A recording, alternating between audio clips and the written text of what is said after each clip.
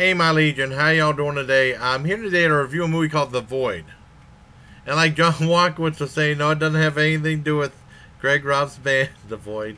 Or a very strange movie I saw called Enter the Void back in 2010. I thought it was my dad, like over 2 hours long. It's a really strange film. And it played on cable, too.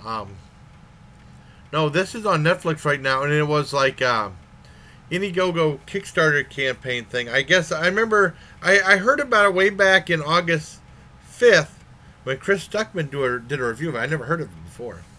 And I wanted to check it out because sometimes he does a lot of different things like independence and stuff like that. And it's an independent horror film, and it's like a throwback to 80s horror films, which is really good. Very much piqued my interest because I love the 80s.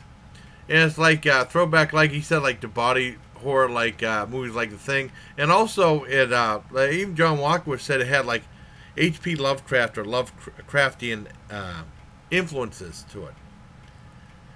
And John and I watched it. We watched it on Netflix. It's on Netflix for anyone saw it. I saw it on Netflix Friday night, and I told John about it. Well, he was telling me about The Void, and he said he wasn't sure if it's on Netflix. I checked and told him about it, and then whenever we came back from watching Spider-Man Homecoming and eating, went back at his place. We watched some YouTube videos, and then we watched that, and then we went to Empty Keg, where we connected with some friends and stuff. It was really cool. We were out till like 1:30 or so in the morning. It was awesome. And let me see something. Okay, put that for a thumbnail right there. Well, I could put that. Well, let me go. Wait a second. I'm getting ahead of myself. And like The Void is like this movie, like this sheriff. Like you see like incidents where this guy's on the run. The sheriff finds this guy, and he thinks he's just a drunk. He goes to this hospital, and a whole bunch of weird stuff happens with a cult. A bunch of gore starts to happen. I mean, after the first maybe 15, 20 minutes, and it's like they're kind of like a whole bunch of group of these people trapped in this hospital with these monsters forming from these infected people.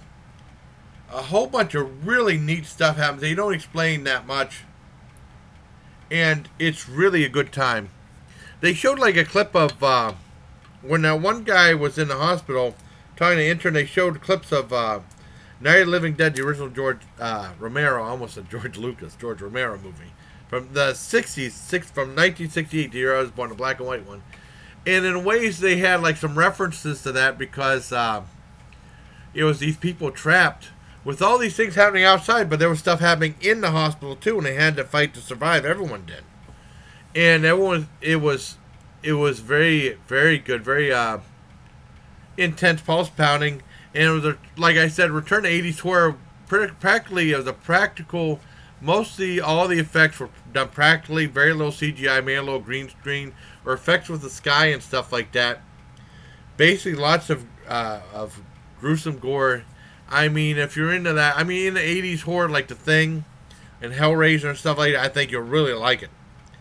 Now, I really dug The Void. I thought it was a great film. I give it, I mean, it was a little bit, in some respects, it was vague, but I mean, it didn't explain everything, but it's really cool. It's on Netflix. Now this one, like I said, like Spider-Man was like over 2 hours. This one was 90 minutes. It was an Indiegogo campaign. They showed like a lot of contributors to this, I guess. It's a fantastic film. Like Chris Stuck, I guess it got limited release in theaters, I think. And Chris Stuckman got it sent to him from a screener, like I did when I had to do judging for the Horror Fest. It's really a great movie. I liked it very much. I want to thank Tim Sands for making me a cool thumbnail, and I want to thank my friend John Walker for just being overall awesome like he always is. I give it a full on 10 out of 10. The Void is a great film. If you love gory 80s horror type films, you'll definitely like this. And like I said, like he was saying, even Chris Tuckman says like a throwback to 80s horror because people who grew up at that time now make those type of movies. And like Stranger Things was a throwback to 80s. Glow, I mean, was not a horror film, but a throwback to the 80s and a sitcom in the 80s and stuff like that. I think everybody's getting on the 80s train because the 80s, I miss the 80s. The 80s were a great time. And I really liked the Void. It was really good. I mean, if you're not into gruesome horror, I don't think Heather would like this. But I think it's a really great film. So I give it a full-on 10 out of 10. So until next time, bye, please. Take care and take care of my Legion.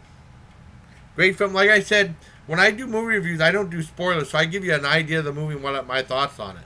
So I don't understand the whole thing behind spoilers because, it just kind of ruins the movie. Why would you go see it if you know the spoilers, Okay. So until next time, everybody, like I said, take care. I love you guys.